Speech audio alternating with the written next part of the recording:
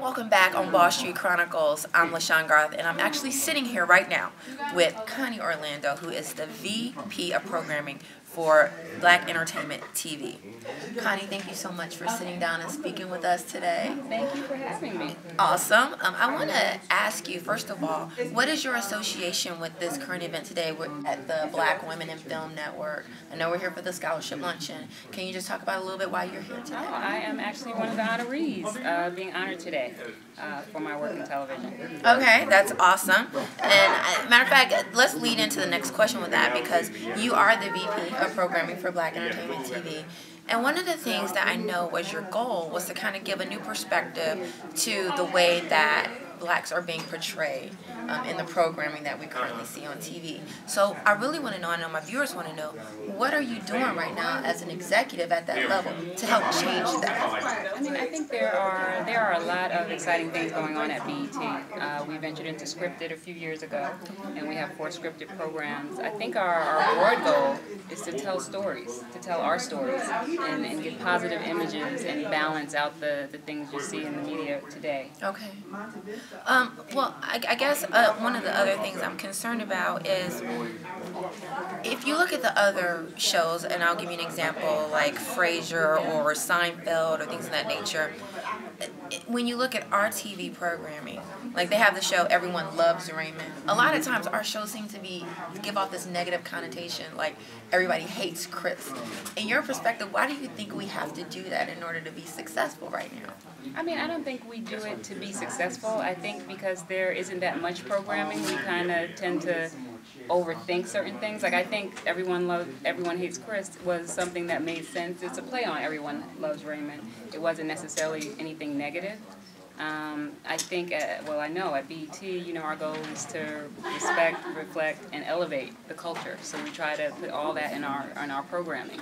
And I think you see it definitely in shows like The Game and Let's Stay Together. You saw it in Read Between Which the I Lines. watch. Oh, now we're in House Husbands and Second Gen. So we try to just give you diversity of story and just bring you positive images.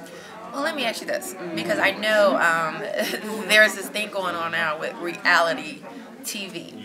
And it just seems that if you're not in that reality TV base, a lot of shows are not successful and they get canceled. What is that we can't focus on those shows that we used to have, the Cosbys and the Jeffersons and things of that nature. And now it's just leaning over into reality TV and shows that really have substance, the ones you were talking about, like Read Between the Lines. I love that show.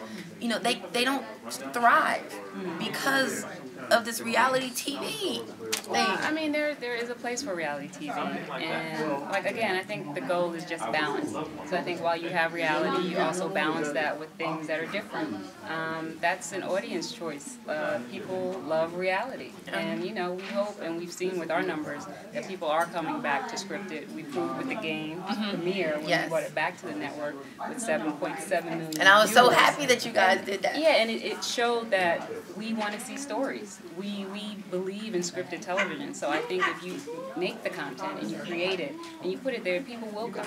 It's just a matter of getting those opportunities to create content. Like, I'm very blessed to be at BET because it's Black entertainment television, and every day I get an opportunity to kind of create story and make sure that or at least try to maintain a balance out there. What would you tell somebody who is, I've got it, let's just say, I've got this portfolio of all this great scripted work. I don't know how to break into this industry and get my work seen. And it could be great entertainment, but I just don't know how to put it out there. What would you give, some advice that you would give up to a writer? Yes. Okay, so what I usually tell writers is to watch television, see what shows resonate with you, and what production companies and writers and showrunners do those shows, and then to reach out to them. It is hard for a new writer. It's hard for anyone who isn't established in a field to kind of break into a field, but sometimes what we don't want to do is shadow and learn and take that backseat to learn the process, and it's necessary. I did it when I wanted to produce. I shadowed, and I was a PA. And in television, it's the same way. So if you have a writer or and a producer that you love and you love their work and their style, it's definitely important to contact them, because as with people of color, we give opportunities. it's great to say, you know, I'll just shadow you. And sometimes you have to do it gratis. But the experience you get, Right. it's priceless. Right. Wow, thank you so much. I really appreciate you taking the opportunity to speak with us. It's a pleasure meeting you, and we'll look forward to more programming on BET. One last question just for my own personal. We got some good stuff coming out. And I was just about to ask about that. Because what I don't see on BET, I guess, is like maybe sci-fi type of stuff or thriller type stuff. Do y'all have anything in the works kind of headed in that direction? I mean, I think it's something we will grow into. Okay. Let's say that. Okay. Okay. Can't wait to see what's coming up on BET. We'll keep watching. Definitely. So we want to thank Connie for being with us today. And again, congratulations on your award. Thank you so much. All right. Thank you. Thanks, and we'll be right back on BallStreet Chronicles. Fantastic.